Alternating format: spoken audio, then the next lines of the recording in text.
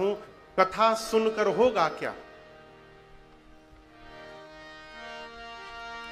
इसे श्रवण कर मिट जाती है। किसे श्रवण करके?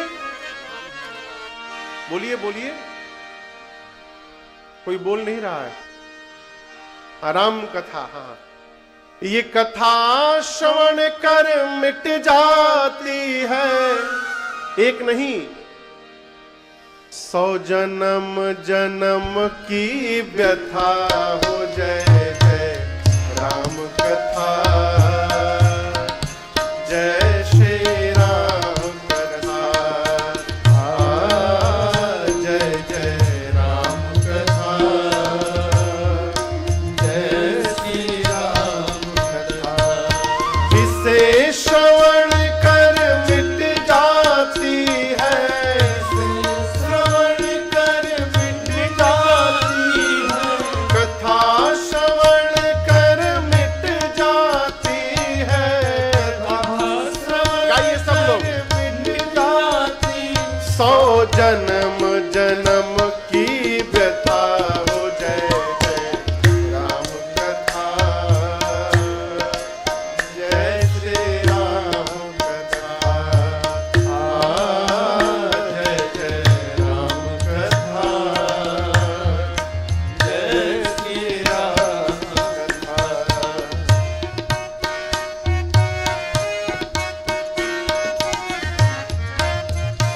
गोस्वामी तुलसीदास जी कहते हैं, राम कथा कल कामद गाए, सुजन सजीवनी मूरी सुहाई। राम कथा कल कामद गाए, सुजन सजीवनी मूरी सुहाई।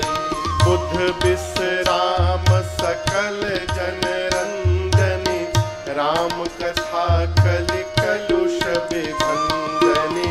बुध विश्राम सकल जन रंजनी, राम कथा कलि कलुष विभंजनी। तेरा परमारथ बन जाए, तेरा परमारथ बन जाए। मेरा परमारथ बन जाए, मेरा परमारथ बन जाए। श्री नारद कर जथा हो। जय जय राम कथा, जय श्री राम कथा, जय जय राम कथा, जय श्री राम कथा। इसे श्रवण कर मिट जाती है, इसे श्रवण कर मिट जाती है। कथा श्रवण कर मिट जाती है। कथा श्रवण कर मिट जाती। 100 जन्म जन्म की व्यथा हो। जय जय राम कथा, जय श्री राम कथा, जय जय राम कथा, जय श्री राम कथा। दूसरे घाट पर याज्ञवल्क्य मुनि वक्ता है, महिमा गाते हैं। महामोह महिषेश विशाला, राम कथा कालिका कराला। महामोह महिषेश विशाला, राम कथा कालिका कराला। राम कथा शशि किरण समाना, संत चकोर करहि देहि पाना।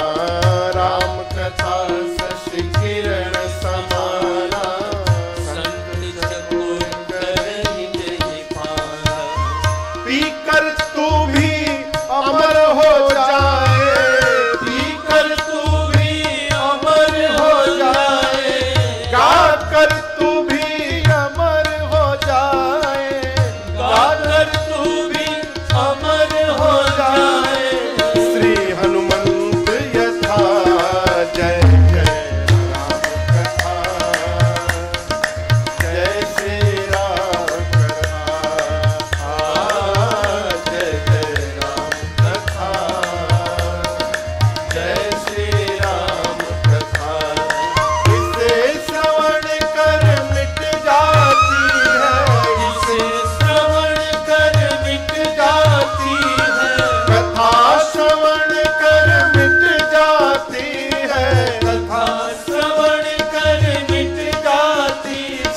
जन्म जन्म की व्यथा हो। जय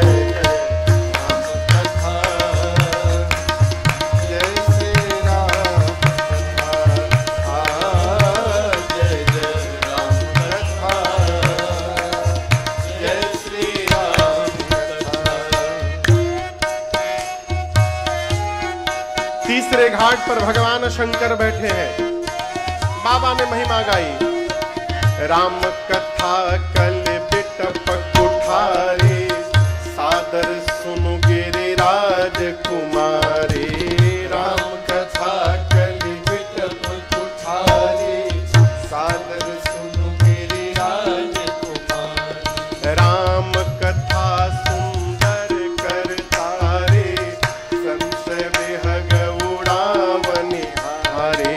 राम कथा सुंदर करतारे, संशय विहग उड़ावनिहारे।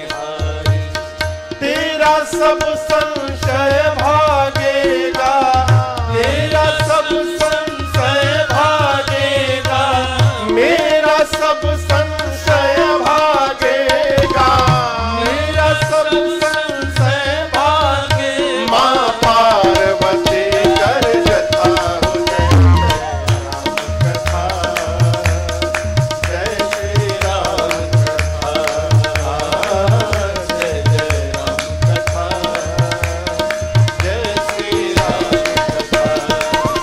श्रवण कर मिट जाती है, कथा श्रवण कर मिट जाती है, कथा श्रवण कर मिट जाती। सौ जन्म जन्म की व्यथा हो। जय जय राम कथा, जय श्री राम कथा, जय राम कथा, जय श्री राम कथा, जय जय राम कथा, जय श्री राम कथा।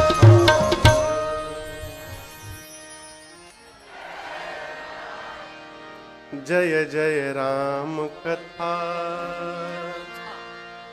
जय श्री राम कथा।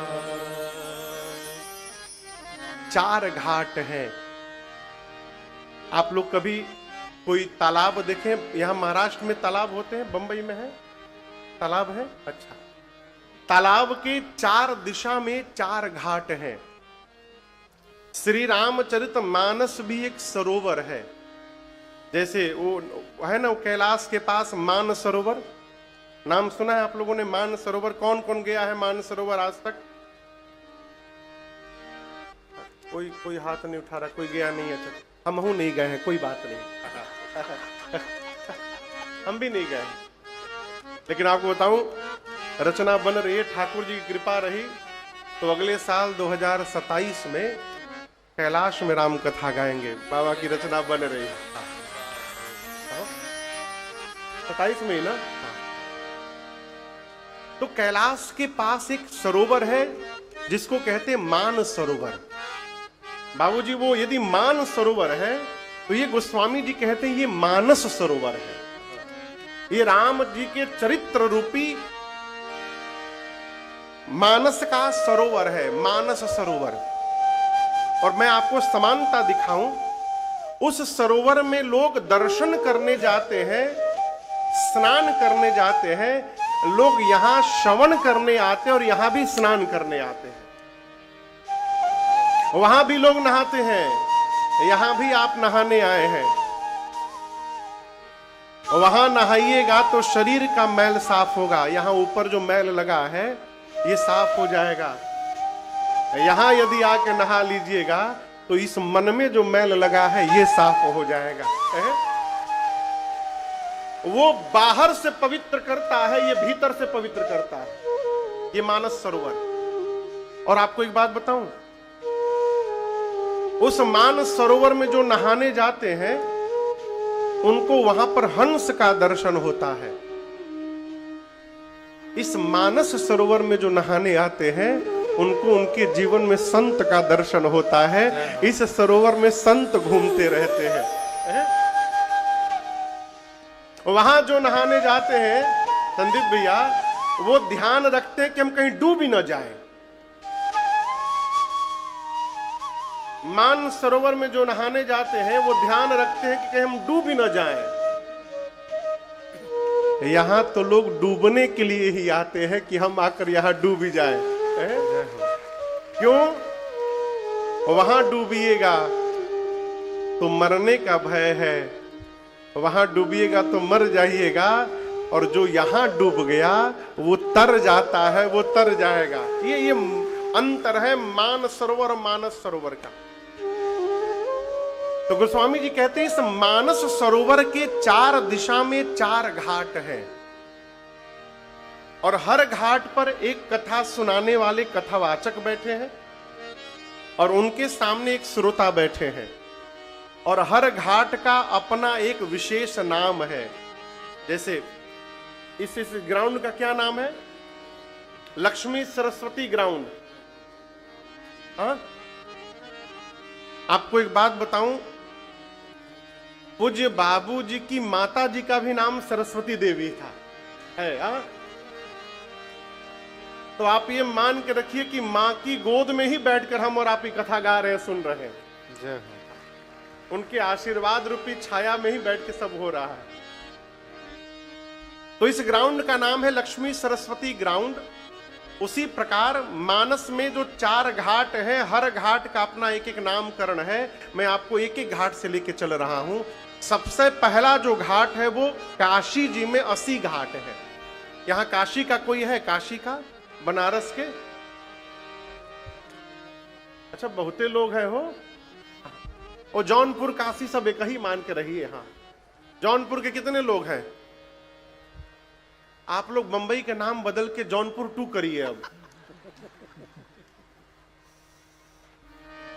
काशी जी में घाट है जिसका नाम है 80 घाट। उसी घाट पर बैठकर गोस्वामी तुलसीदास जी इस कथा को गा रहे हैं। और सुन कौन रहा है? तो गोस्वामी जी तो घोषणा कर रहे हैं कि मैं अपने मन को सुना रहा हूं। स्वांतः सुखाय तुलसी रघुनाथ गाथा, भाषा निबंध मति मंजुलम आत्मनोति। तो गोस्वामी जी कहते हैं कि मैं अपने को सुना रहा हूं। तो गोस्वामी जी का मन श्रोता है। नहीं तो मान लीजिए सामने गंगा जी बह रही है, गंगा जी श्रोता है। और ये भी नहीं मानना है तो ये मान लीजिए कि अगल बगल के संत लोग आके सुनते होंगे। ये मानस का पहला घाट है। और गोस्वामी जी कहते हैं इस घाट का नाम है शरणागति घाट। क्या नाम है? शरणागति। जोर से बोलिए एक बार। शरणागति समझते हैं आप लोग? शरणागत होने का अर्थ है आत्मसमर्पण कर देना। कैसे समर्पण कर देना? मैं आपको उदाहरण दे रहा हूं। जिस मां के पास 1 साल का छोटा बच्चा होगा ना, बेटा चाहे बेटी, वो अपने मां के पास पूर्ण रूप से शरणागत रहता है। यदि मैया को यहां से बंबई से यदि कहीं और जाना हो, मान लीजिए काशी ही जाना हो बंबई से, तो बच्चा मां से ये नहीं कहता कि मां हमारा कपड़ा रख लेना, मेरा पाउडर रख लेना, साबुन रख लेना, तेल रख लेना। कुछ नहीं बोलता। वो पूर्ण रूप से मां पर आश्रित है। और उसका परिणाम क्या है? मां अपना सामान भले भूल जाए, उस बच्चे का सामान नहीं भूलती है। ये शरणागति भाव का परिणाम है। गोस्वामी तुलसीदास जी मानस के शरणागति घाट के वक्ता हैं। ये नामकरण कैसे पड़ा आप सुनिएगा, पढ़िएगा। जब जब गोस्वामी जी ने मुख खोला है, एक ही बात कहा है कि भगवान की शरण में चलिए। कहां चलिए? भगवान की शरण में। और हम आपको एक बात बतावें, 100 बीमारी की एक दवाई है आत्मसमर्पण कर देना। भगवान के सामने बहुत जानकार बनना ही समस्या को जन्म देता है। आत्मनिवेदन करिए, प्रभु हम अच्छे हैं चाहे बुरे हैं आपके, हमको कुछ आता होता नहीं है ना, आज से हम आपकी शरण में आ गए हैं। संतों के मुख से एक बात मैंने सुनी है, वाल्मीकि रामायण का एक प्रसंग है। बाबूजी,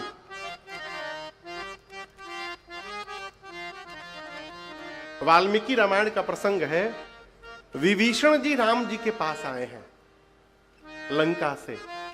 रावण ने उनको मारा है। विभीषण जी समुद्र पार करके राम जी के पास आए।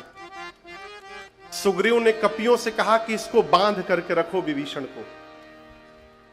सुग्रीव ने बंधवा दिया। अच्छा आप बताइए, हनुमान जी महाराज लंका से आए होंगे तो ये नहीं बताए होंगे राम जी से कि प्रभु का बतावें, लंका में भी हमको भगत जी मिल गए थे विभीषण जी, उन्होंने बड़ा हेल्प किया, मेरा सीता जी का मैया का पता बता दिया। बताए होंगे ना? ये भी बताए होंगे कि प्रभु आपका मंदिर बना के पूजा करते हैं लंका में विभीषण जी, बताए होंगे ना? ये जानने के बाद भी सुग्रीव ने विभीषण जी को बंधवाया। कपियों ने बांधा सुग्रीव जी को, दौड़ कर विभीषण जी को। सुग्रीव दौड़ करके राम जी के पास आया। आकर ये नहीं बोल रहा है कि प्रभु लंका वाले भगत जी आए हैं। क्या बोला? प्रभु आपके शत्रु रावण का भाई आया है मिलने। क्यों बोला? कि भगवान विभीषण को भी शत्रु मान ले। राम जी पूछे क्यों आया है विभीषण? सुग्रीव बोले प्रभु हमको तो लगता है कि भेद लेने आया है। भगवान मुस्कुराए, बोले देखो पहली बात तो मेरे में कोई भेद है नहीं, सकल विकार रहित गत भेदा। दूसरी बात, यदि वो हमको जानने के लिए आया है तब तो उसको अवश्य लेकर के आओ, क्योंकि सुग्रीव जो मुझे जान लेता है, मुझे जानने के बाद वो मेरा ही हो जाता है, मुझे छोड़ के कहीं जाता, उसको लेकर के आओ। उभय भात तहि आनहु हसिकह कृपा निकेत, लेकर के आओ उसको। तो श्रीमद् वाल्मीकि रामायण में राम जी यहां एक सूत्र देते हैं सुग्रीव को। आप में से पूजा कौन कौन भगवान की नित्य करता है डेली? हम करते हैं डेली। एकादशी का व्रत बार बार हर महीने में 2 बार कौन कौन रहता है? और अपने दोनों हाथ ऊपर उठाकर एक बार कह दे कि प्रभु आज तक मैं जगत में भटकता रहा, जगत वाले को अपना बना करके देखता रहा, लेकिन कोई अपना हुआ नहीं नाथ। हार करके थक करके अब ये बालक आज से आपकी शरण में आ गया है नाथ, मैं आपकी शरण में आ गया हूं प्रभु। एक बार जो मनुष्य दोनों हाथ उठाकर कह देता है, राम जी कहते मैं जीवन भर उसकी रक्षा करता हूं, ये मेरा वचन है और सौगंध है। ये शरणागति है, इसका इतना महत्व है। इसलिए आप भी भगवान से प्रार्थना करिए, प्रभु हम शरण में आ गए हैं। इसलिए हे राघव, अरे अवध सैया मोरे छोड़ो न बैया, अवध सैया मोरे छोड़ो न बैया, सिया के सैया मोरे छोड़ो न, गाइए, सिया के सैया मोरे छोड़ो न बैया, जगत सैया मोरे छोड़ो न भैया, जगत सैया मोरे छोड़ो न भैया, छोड़ो न भैया मोरी, छोड़ो न भैया, छोड़ो न भैया मोरी, छोड़ो न भैया, सिया के सैया मोरे छोड़ो न भैया, सिया के सैया मोरे छोड़ो न भैया, अवध सैया मोरे छोड़ो न भैया, अवध सैया मोरे छोड़ो न भैया।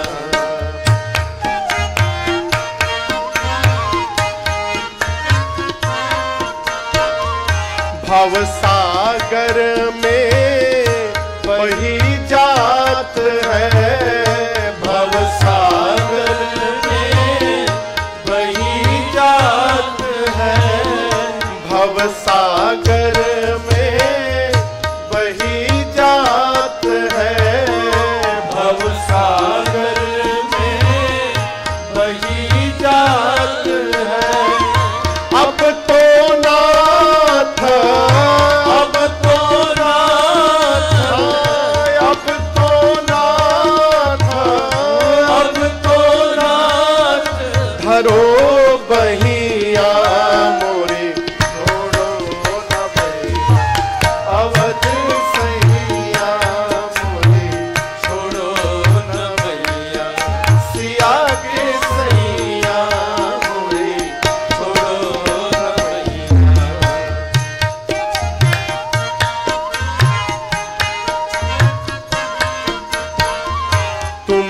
जानत सब अवगुण मेरो, तुम जानत सब अवगुण मेरो, प्रभु जानत सब अवगुण मेरो, प्रभु जानत सब अवगुण मेरो, तुमसे नाथ, तुमसे नाथ, हाँ तुमसे नाथ, तुमसे नाथ, छिपो नैया मोरी छोड़ो न भई, अवध सैया मोरी छोड़ो न भैया, जगत सैया मोरी छोड़ो न भैया।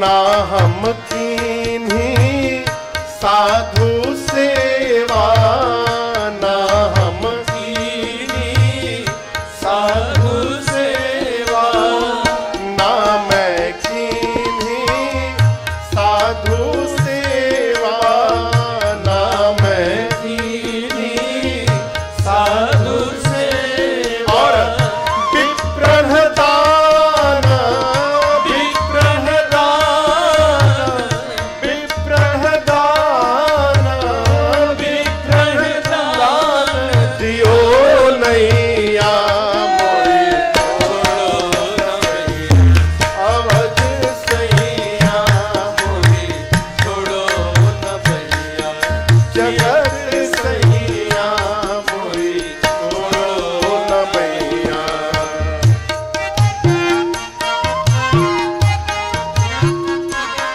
वृषभान कुंवरी चरणन की चिड़ी, वृषभान कुंवरी चरणन की चिड़ी, वृषभान कुंवरी चरणन की चिड़ी, वृषभान कुंवरी चरणन की चिड़ी, मैं तो नाथ, मैं तो नाथ, मैं तो नाथ, मैं तो नाथ, पढ़ो पैया मोरे छोड़ो न भैया, अवध सैया मोरे छोड़ो न भैया, जगत सैया मोरे छोड़ो न भैया, अवध सैया मोरे छोड़ो न भैया, छोड़ो न भैया मोरी छोड़ो न भैया, छोड़ो न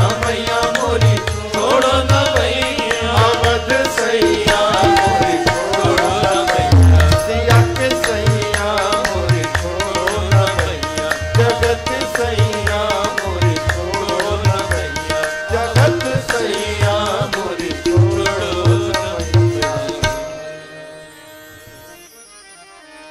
सिया के सैया मोरी छोड़ो न भैया।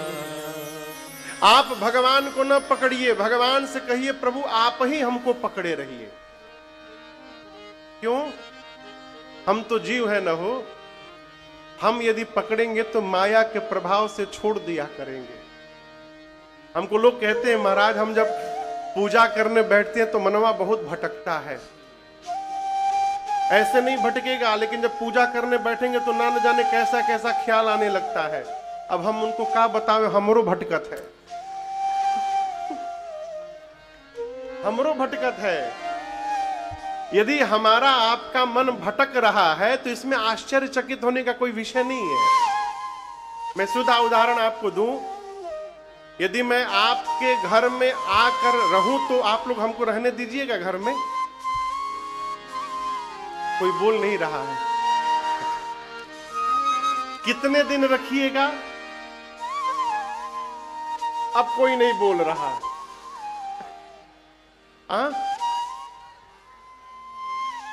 आप भले कहो हम मानेंगे नहीं इस बात को। 5-6 दिन तो बहुत आनंद आएगा, 10 दिन, उसके बाद में आप सोचेंगे अरे महाराज तो 9 दिन की कथा गाते हैं, 10वें दिन चले जाते हैं, आज ये 11वां दिन है, कोई पैकिंग नहीं हो रहा है। अब आप तो बोलेंगे नहीं कि महाराज भागो यहां से। जैसे 1 महीना बीतेगा आप त्रस्त हो जाओगे। मैं एकदम व्यवहारिक स्तर पे बोल रहा हूं। ऐसा नहीं कि आपकी श्रद्धा नहीं, बहुत श्रद्धा है, लेकिन जो सत्य है उसको स्वीकार करना चाहिए। हम आपके घर में यदि कमरे में आके डेरा जमा ले 1 महीना से, आप परेशान हो जाओगे। अब बोल तो नहीं सकते भागो महाराज, तो आप क्या करेंगे? जैसे मेरे सोने का समय होगा आप उसी समय हल्ला शुरू करेंगे, बर्तन पटकना शुरू करेंगे, छत पे जाके कूदना शुरू करेंगे, बाजा बजाना शुरू करेंगे। कहें महाराज परेशान होके भागे यहां से। आपके घर में यदि कोई कब्जा जमा ले तो आप नाना प्रकार का खटकर्म करते हैं कि वो छोड़कर भागे। उसी प्रकार कलयुग के घर में बैठकर जब हम और आप सतयुग का व्यवहार करेंगे तो ये कलयुग भी हमको आपको परेशान करेगा, बार बार भटकाएगा, भगवान से दूर करेगा कि हम ये बंद करें। इसलिए मन भटक रहा है तो घबराना नहीं है। जब याद आवे कि भटक गए हैं फिर लग जाना है। ये क्रम चलते रहे, भटके लगे। अंत में जब भगवान भी देखेंगे कि लगता है मानेगा नहीं, ये बार बार भटकता है, बार बार चला आता है, तब जाकर कहीं भगवत कृपा की वर्षा होगी और तब जाकर हम भटकाव से बच पाएंगे। आप समझ रहे मेरी बात को? इसलिए उससे नहीं घबराना है, आत्मसमर्पण होइए, कहिए प्रभु आप हमको पकड़े रहिए। पूज्यपाद गोस्वामी तुलसीदास जी मानस में जब जब बोले हैं केवल इतना ही कहते हैं कि भगवान की शरण में चलिए।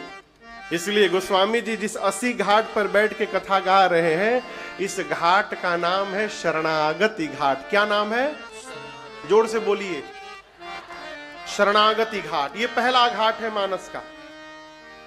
अब गोस्वामी जी कहते हैं मैं उस कथा को सुनाने जा रहा हूं जो तीर्थराज प्रयाग में याज्ञवल्क्य मुनि ने श्री भरद्वाज जी को सुनाई थी। तीर्थराज प्रयाग मानस का दूसरा घाट है। यहां कथावाचक हैं याज्ञवल्क्य मुनि और श्रोता हैं मूल रूप से श्री भरद्वाज नाम के मुनि। इस घाट का नाम है कर्म कांड घाट। कैसे? याज्ञवल्क्य ऋषि ने पूरे मानस में जब जब बोला है तो कैसे कर्म को व्यवस्थित करना है यही बोला है। इस घाट की एक दोहा मैं आपको सुनाता हूं। भरद्वाज जी राम जी जब गए हैं तो उनसे कहते हैं प्रभु कर्म बचन मन छाड़ी छल। बाबूजी भरद्वाज जी कहते हैं राम जी से कि प्रभु कर्म, जोड़ बोलिए बोलिए, पीछे पीछे बोलिए, कर्म बोलिए, हाँ, बचन मन छाड़ी छल। हम बस इतने बोले के रहला। कर्म से, मन से और वचन से छल छोड़कर, हे रघुनाथ जी, जब लगी जनन तुम्हार। मनुष्य जब तक मनसा वाचा कर्मणा छल छोड़कर आपका नहीं होगा, तब लगी सुख सपने हूं नहीं, किए कोटि उपचार। भरद्वाज जी कहते हैं मनुष्य करोड़ों उपाय कर ले, उसको जीवन में सपने में भी सुख प्राप्त होने वाला नहीं है। इस बात को बड़ी गंभीरता से समझिएगा। रुपया से सुख नहीं आ सकता है। आप पैसे से महंगा बिस्तर भले खरीद सकते हैं, नींद कहां से खरीदिएगा? कई लोग लाख रुपए के बिस्तर पर भी पूरी रात करवट पलटते रह जाते हैं और वहीं पर फुटपाथ पे अखबार बिछाकर लोग चैन से सो जाते हैं। कहां से नींद लेके आइएगा? ऐश्वर्य से आप अपना आवारा तो बना सकते हैं, सुख नहीं ला सकते। झोपड़ी में रहने वाला सुखी रहता है, महल में बैठने वाला रोता रहता है। ऐसे भी देखने को मिलता है। हमारे कलकत्ता में एक सेठ जी हैं, भैया पति पत्नी दो ही लोग हैं घर में। अब पता नहीं वो हैं कि नहीं है, मैं पहले आज से 15 साल पहले की बात बता रहा हूं।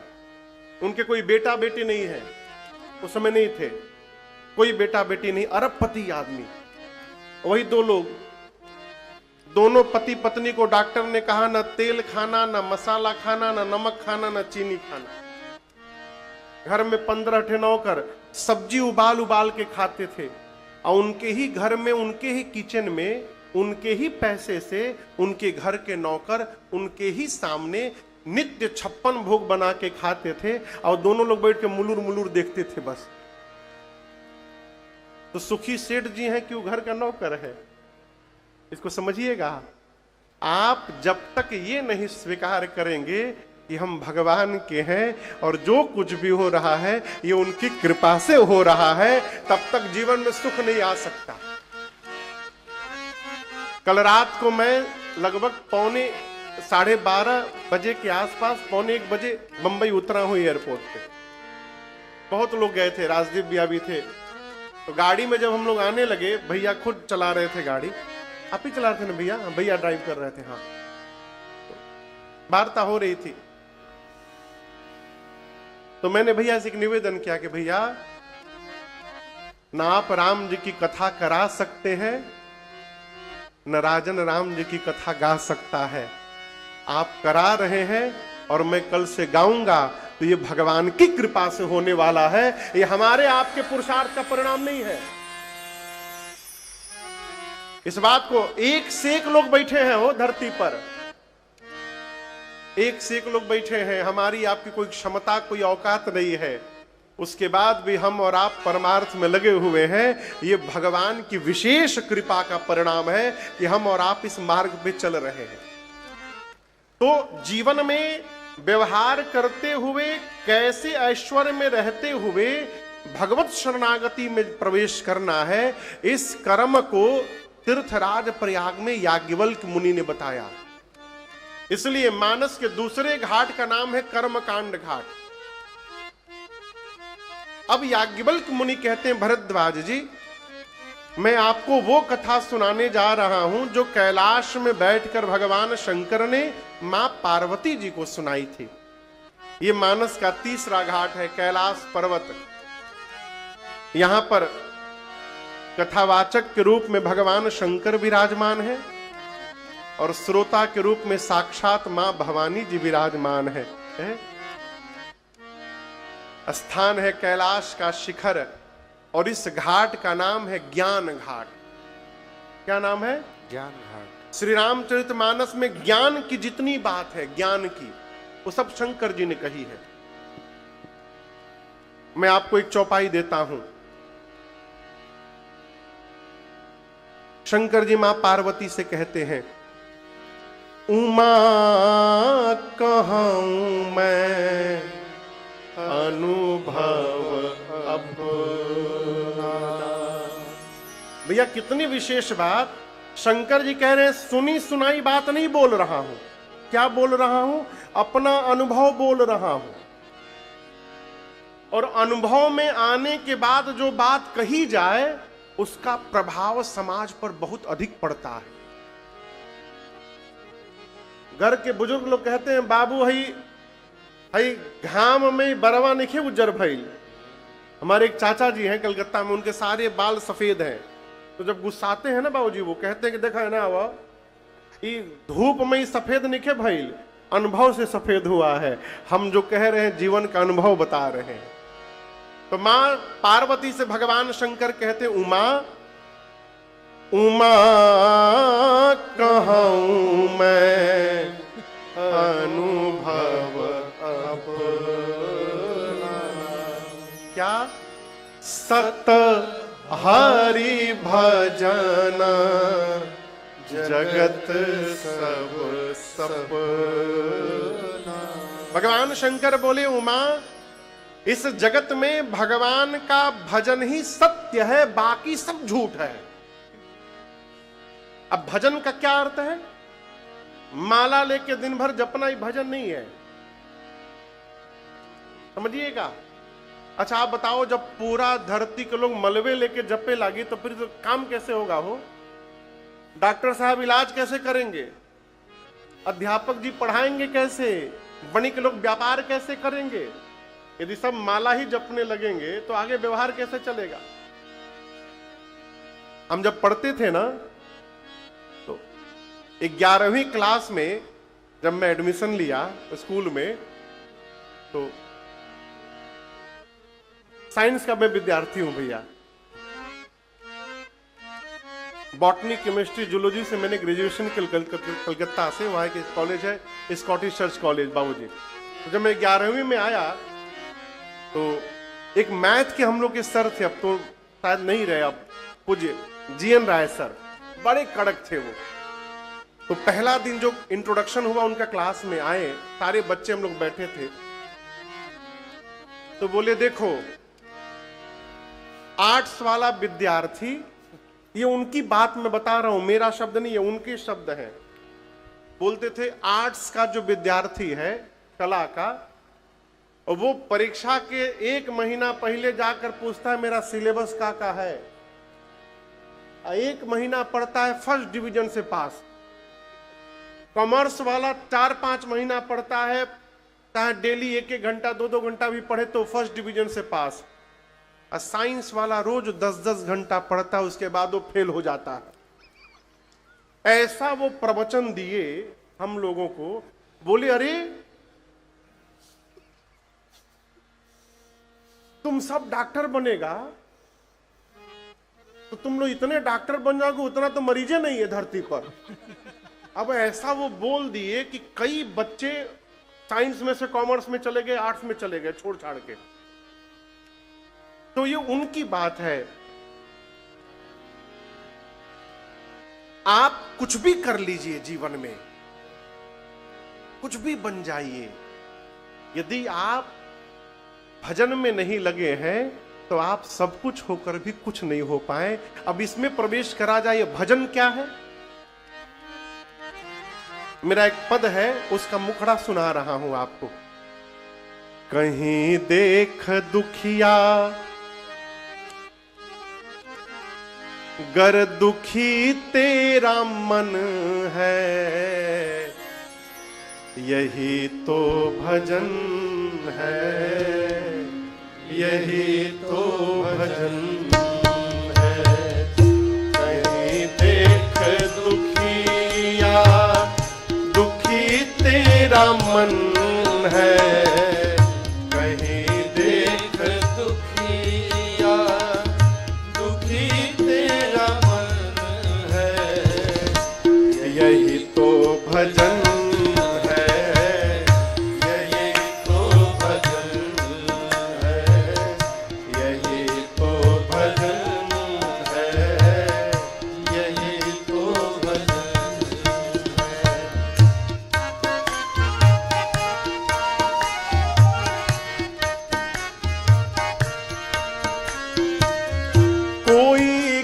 गया है मैं कैसे उठाऊं, कोई गिर गया है मैं कैसे उठाऊं, उठाने से पहले स्वयं गिर न जाऊं, उठाने से पहले स्वयं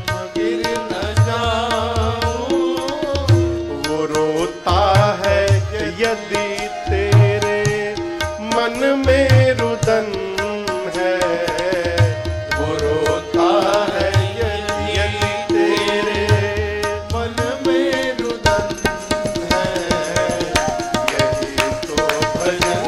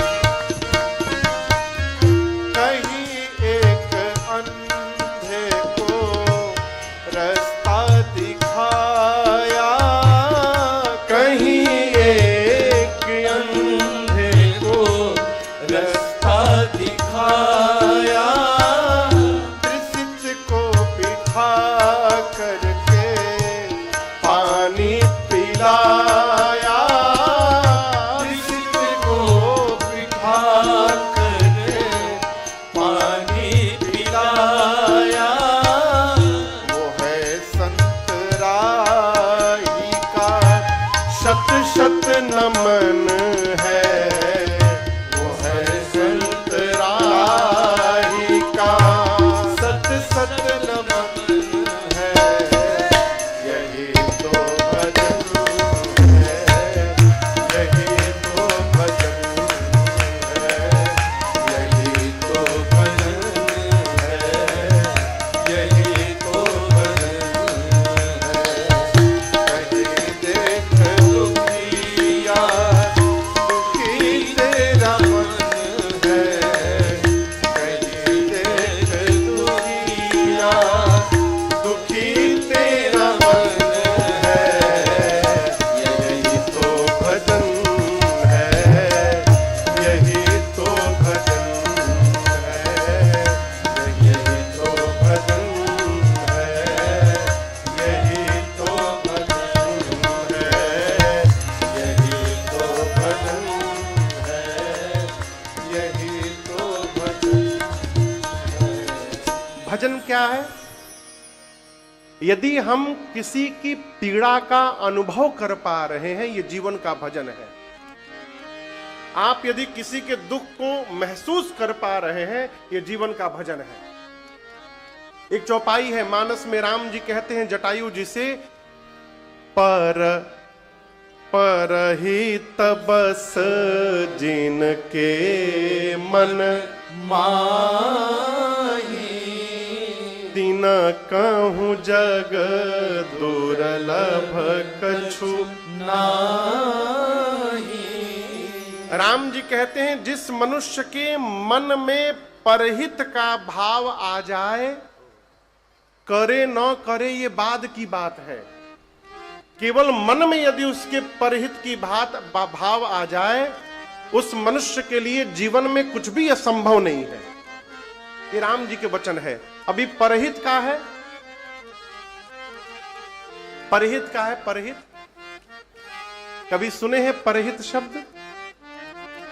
एक माई आई, मुझे याद है अयोध्या में मैं पूज्य महाराज श्री के पास बैठा था, तो बाबूजी एक माई आई महाराज जी से मेरे मिलने, तो आकर बोली सरकार आप बोलते हैं ना परहित करो परहित करो, हम पिछले महीना 25,000 का परहित किए हैं महाराज। तो महाराज पूछे का की हो?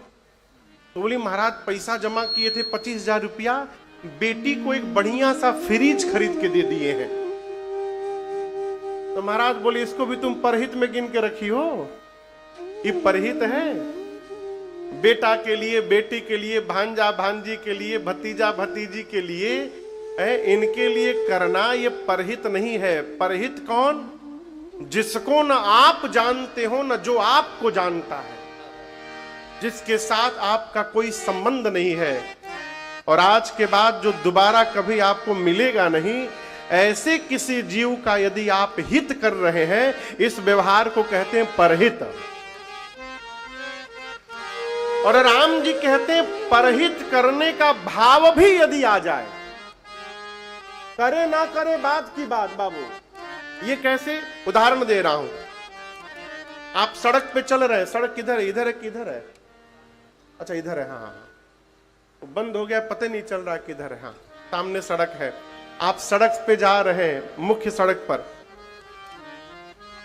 रास्ते में कोई आपको ना बहुत भूखा व्यक्ति दिखाई पड़ गया, आपके पास पैसा नहीं है, लेकिन उसको देख करके आपके मन में भाव आ गया कि काश हमारे पास कुछ रहता ना तो हम इनको एक रोटी खिला देते इस समय। इतना भी जिसके मन में भाव आ गया, राम जी कहते हैं उस मनुष्य के लिए संसार में कुछ भी असंभव नहीं है। ये परोपकार है माई बाप। और मेरी प्रार्थना है आरती करिए,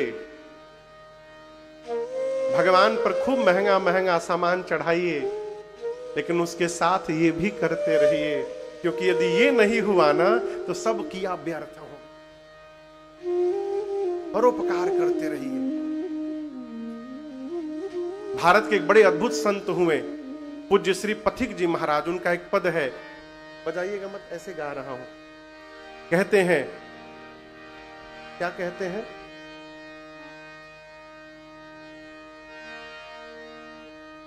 यूं भरने को तो दुनिया में पशु भी पेट भरते हैं, यूं भरने को तो दुनिया में पशु भी पेट भरते हैं।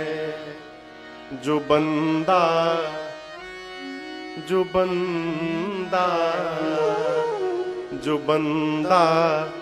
बांट कर खाए उसे इंसान कहते हैं। जो बंदा बांट कर खाए उसे इंसान कहते हैं। ये परहित है, ये भजन है। और शंकर जी कहते हैं जगत में ये भजन ही सत्य है और उसके बाद सब असत्य है, सब बेकार है। आप कुछ भी कर लीजिए, कभी सोचा है आपको मनुष्य शरीर क्यों मिला?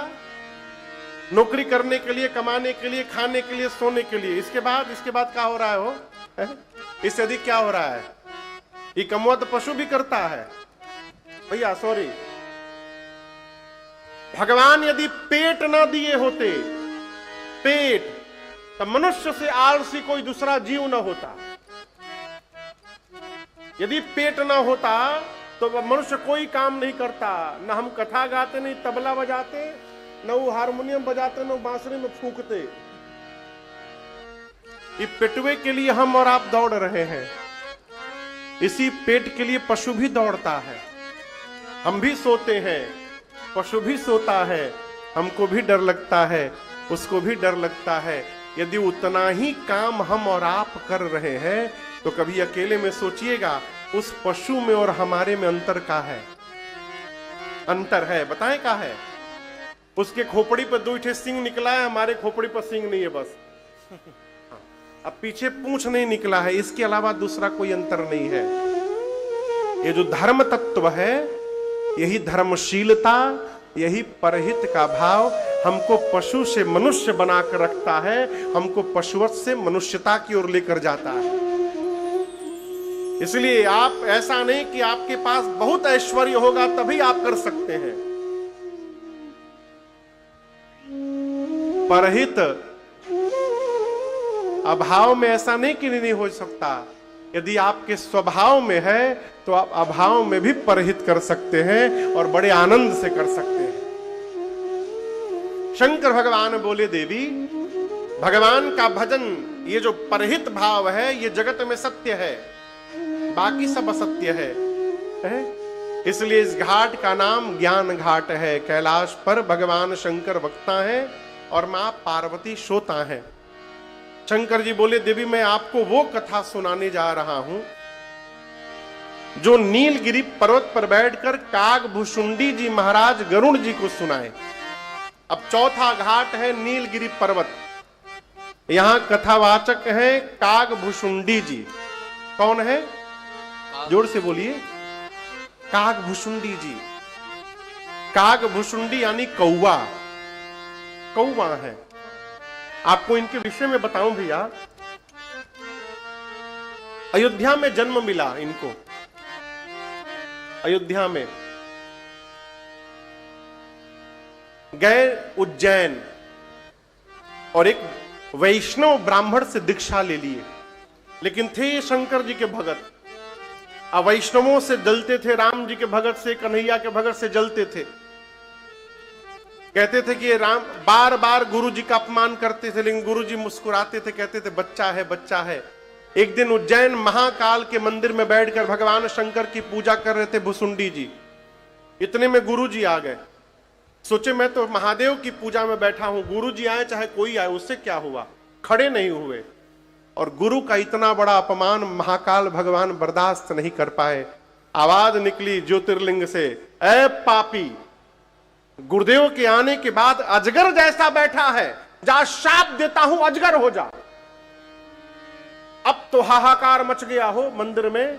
उसी समय गुरुदेव भगवान ने स्तुति गाई, नमामि शमीशान निर्वाण रूपम। ये स्तुति उसी समय की है। कहा प्रभु बालक है, अपराध क्षमा करिए।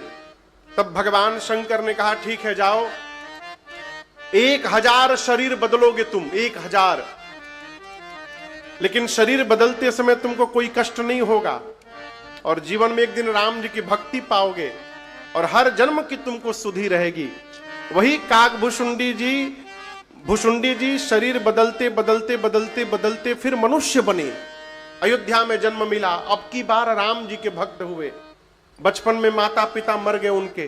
जब माता पिता मर गए तो घर से निकल गए, घूमते घूमते वन में लोमस ऋषि के पास गए।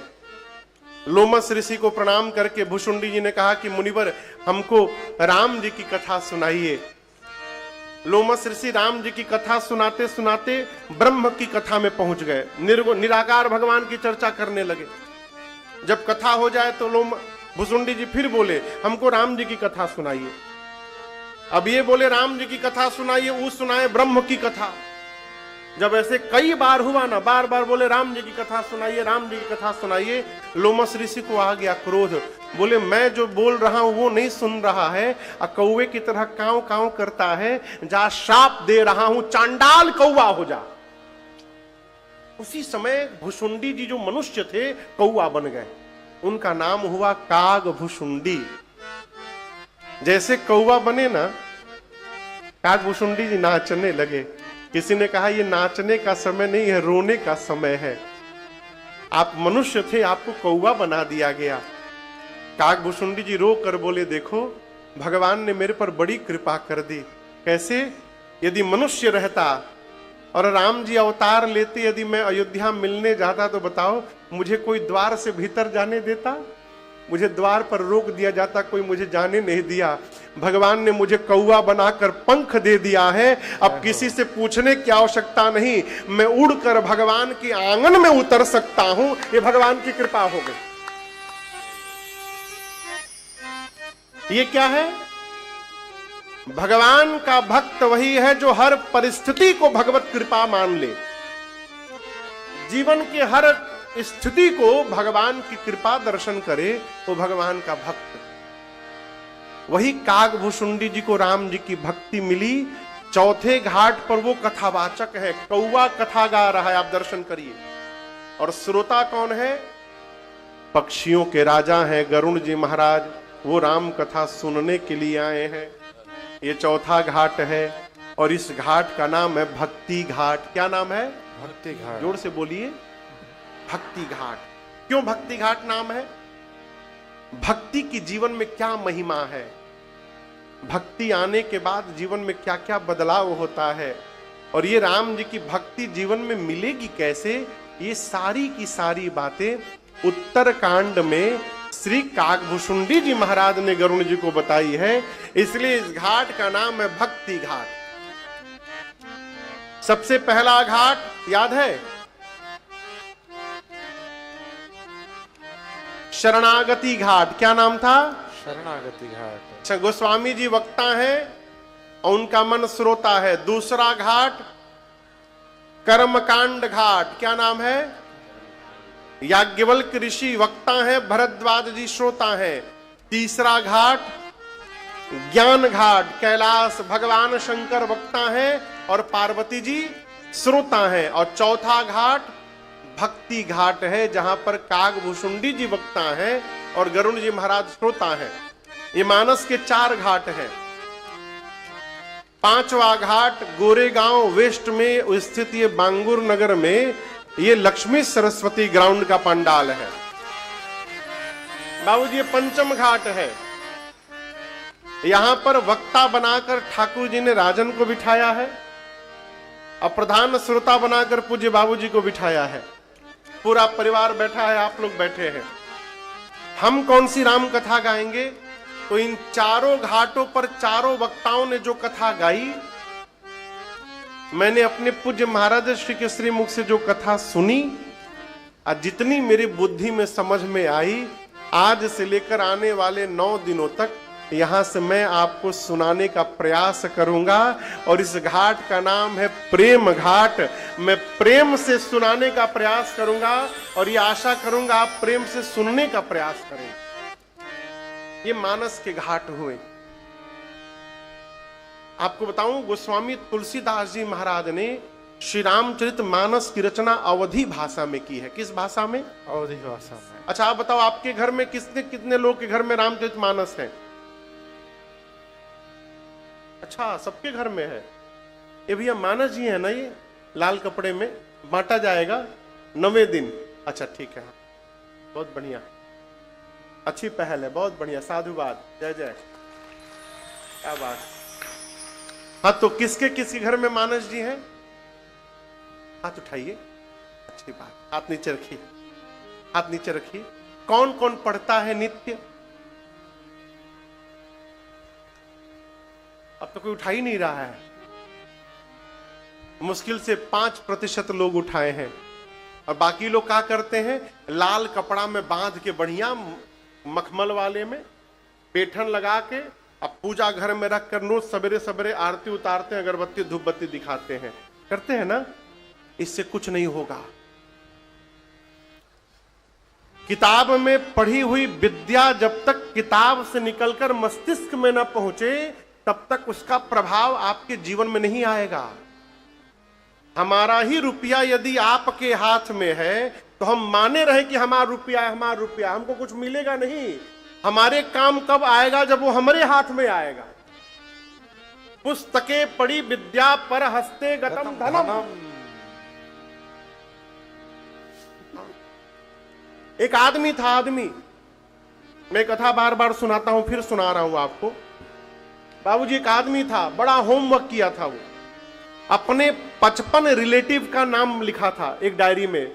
55 रिलेटिव्स का नाम लिखा था, और हर रविवार को अपने एक रिश्तेदार के घर जाता था। इतना होमवर्क किया था कि एक रिश्तेदार के पास साल में एक ही बार जाना पड़े। संडे को जाए, सवेरे 10 बजे जाके बैठ जाए, चाय पानी पिए। बोले भाई साहब क्या बताऊं, उस समय एटीएम नहीं होता था, आज से 30-35 साल पहले की बात है। जाकर गए, भाई साहब क्या बताऊं, आज तो रविवार है, बैंक बंद है, बैंक में बहुत रुपया है, बहुत रुपया है बैंक में, बहुत रुपया है बैंक में, लेकिन बैंक तो आज बंद है, क्या बताऊं। 5,000 रुपया यदि आप दे देंगे ना तो आनंद हो जाएगा। 5,000 मांग के ले जाए, एक सप्ताह आनंद करे, अगले रविवार को फिर दूसरे रिश्तेदार घर पहुंच जाए, और यही बोले बैंक में तो बहुत रुपया है, लेकिन क्या करूं, आज संडे है, बैंक बंद है। सालों साल चले ऐसे उसका। एक बार एक रिलेटिव के पास गया, जाकर बोला कि क्या बताऊं भाई साहब, बैंक बंद है, आज रविवार है, नहीं तो बैंक में तो बहुत रुपया है। उसने कहा ये बताओ, बैंक में बहुत रुपया है तो एक दिन और बर्दाश्त कर लो, कल बैंक खुल जाएगा सोमवार को, तुम हर रविवार को क्यों आ जाते हो, सोमवार को कल बैंक से ले लो। बोला कि बैंक तो कल खुल जाएगा, लेकिन मैं ले नहीं पाऊंगा बैंक से। बोला क्यों? बोला बैंक में रुपया तो है, लेकिन उस बैंक में मेरा अकाउंट नहीं है। तो उसकी बात सही है, बैंक में बहुत रुपया है, लेकिन जब तक आप अकाउंट नहीं खोलिएगा, उसमें कुछ क्रेडिट डेबिट नहीं करिएगा, तब तक आपको क्या मिलेगा? कुछ नहीं मिलेगा। उसी प्रकार इस रामचरित मानस रूपी बैंक में बहुत ज्ञान है, ये सत्य है, लेकिन हमको आपको इसमें अकाउंट खोलना पड़ेगा, अपना समय इसमें क्रेडिट करना पड़ेगा, और इसका ज्ञान इसमें से डेबिट करना पड़ेगा, तब जाकर इसका लाभ मिलेगा। इसलिए मानस को पढ़िए। एक व्यक्ति से मैंने पूछा कि आप पढ़ते हो? बोले महाराज संस्कृत में लिखे ना गोस्वामी जी, समझ में नहीं आता। अब सोचिए, उसको ये पता नहीं कि गोस्वामी जी किस भाषा में लिखे हैं, किस भाषा में लिखा है आपको पता है? अवधी में। और इसका प्रभाव क्या है मैं आपको दिखा रहा हूं। गीता का श्लोक कितने लोगों को याद है? गीता का एक श्लोक, 1-2 श्लोक हमरो याद है, हाँ भैया को भी याद है, सबको नहीं याद है। अच्छा, शिव महापुराण का एक श्लोक कितने लोगों को याद है?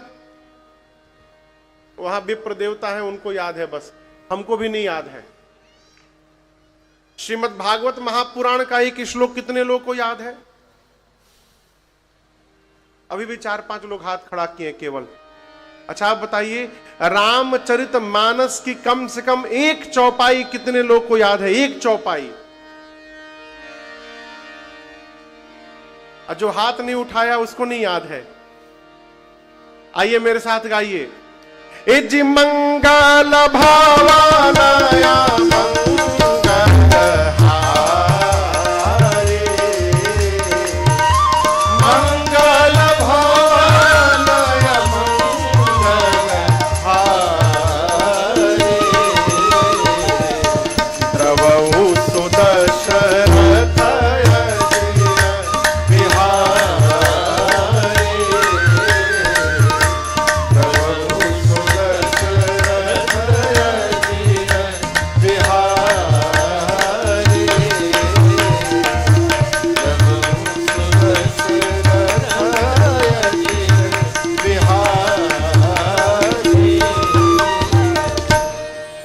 कितने लोगों को याद था ये चौपाई? आपको भैया बताऊं, जो हिंदी नहीं जानता है, विदेशी लोग भी अब गा रहे हैं मंगल भवन अमंगल हारी। ये रील बनाने वालों ने ऐसी दुर्गति की है इस चौपाई की, तो हम आपको क्या बतावें। लेकिन उसका एक लाभ जानते हैं क्या है? जो सनातनी नहीं है वो भी गा रहा है मंगल भवनम मंगलहारी, ये इसका लाभ है? ये मानस की चौपाई है। जो अंगूठा लगा रहा है, जो कभी मानस जी खोल कर नहीं देखा है, उसको भी ये चौपाई याद है। जानते हैं क्यों? गोस्वामी जी ने मानस को अवधि में लिखा है इसलिए। यदि संस्कृत में लिख दिए होते तो ना हम आपको सुना पाते, ना आप बैठकर यहां सुन पाते।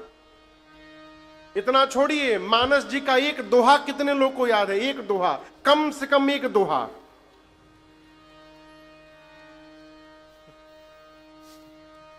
आपको भैया एक दोहा याद है? मानस जी का एक दोहा याद है आपको? बाबूजी, मानस जी का कम से कम एक दोहा याद है?